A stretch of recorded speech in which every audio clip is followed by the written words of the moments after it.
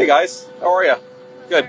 So let me just say a couple words. First of all, we're thrilled to join the first papal mass with first American Pope, Pope Leo XIV. He and I had a very good conversation with Secretary Rubio this morning. We talked about a number of diplomatic issues, and I think the Vatican, in particular the Pope, is going to be a great advocate of world peace. And obviously, I serve a president I think is a great advocate of world peace, and so we're going to find some very important things to work together on. So I appreciate you guys coming. I hope you guys had fun.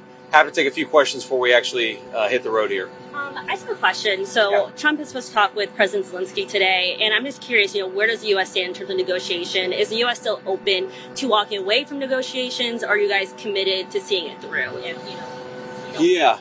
Well, look, I'd say we're more than open to walking away. The president's supposed to talk to President Putin of Russia and President Zelensky as well, and I'm sure he'll talk to a number of world leaders today because he always does that. But look, the president's been very clear. This is not the United States is not going to spin its wheels here. We want to see outcomes, and the first major outcome that we wanted to see, which we were glad about, is that we wanted the Russians and the Ukrainians to put a real peace proposal on the table. What would you need to do in order to stop fighting? That happened. The second thing is they needed to agree to direct talks with one another.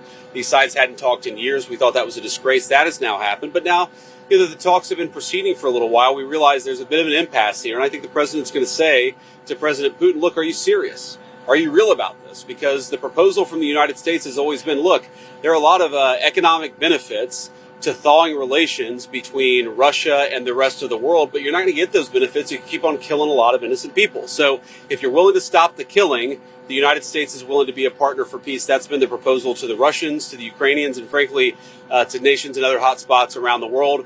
I won't prejudge the president's conversation. I actually was just on the phone with him. I know he's looking forward to it, and I wish him all the best. I think he's the right guy to negotiate for the country, and I'm excited about it. Mr. Vice President, Axios is reporting that you decided against a visit to Israel after this trip because of the Israeli military's expansion of their operation in Gaza. Is that accurate, or is there a reason for not moving on to Israel? Well, I think there's a lot of overstatement there. I haven't seen the story, to be clear, so I don't want to speak to the details. But the simple reason is we thought about going to Israel. We also thought about going to a couple of other countries that the president would like me to visit here in the next few months. Logistically, it was just a little bit too hard on basic things like who the hell's going to take care of our kids if we take another couple of days overseas, but on some more serious things like how do we provide security, how do we make sure that we get all the assets that we need in order to do the right official delegation. So I'm sure we'll visit Israel sometime in the future, but not today. And just another question on Russia and Ukraine. From the administration's point of view, what seems to be the obstacle in trying to get this ceasefire deal? I don't know. It's a good question, but there are so many different things that are obstacles that it's hard to pinpoint one in particular. Look, I think one open question is Vladimir Putin serious about negotiating peace, right? He has made some concessions. He has taken some serious steps in these conversations, but we feel like, we're at a point where we're hitting an impasse, and that's why the president is talking to him on the phone. I think, honestly, that President Putin, he doesn't quite know how to get out of the war. If you think about this, he's got 1 million men under arms.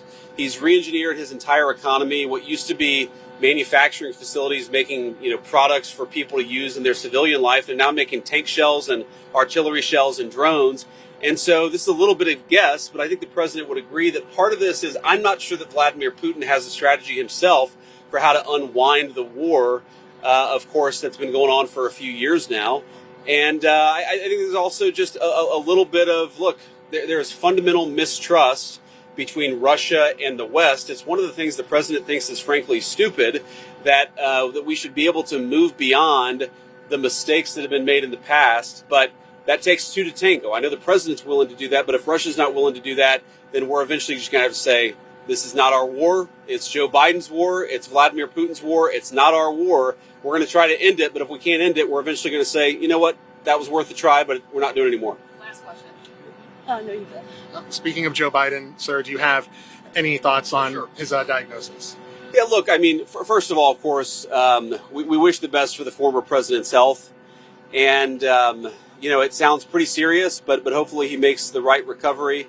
Like, I will say, whether the right time to have this conversation is now or at some point in the future, we really do need to be honest about whether the former president was capable of doing the job.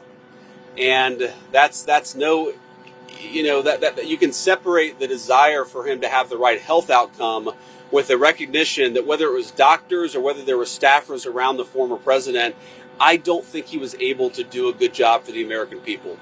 And that's not politics. That's not because I disagreed with him on policy. That's because I don't think that he was in good enough health. In some ways, I blame him less than I blame the people around him. And why didn't the American people have a better sense of his health picture?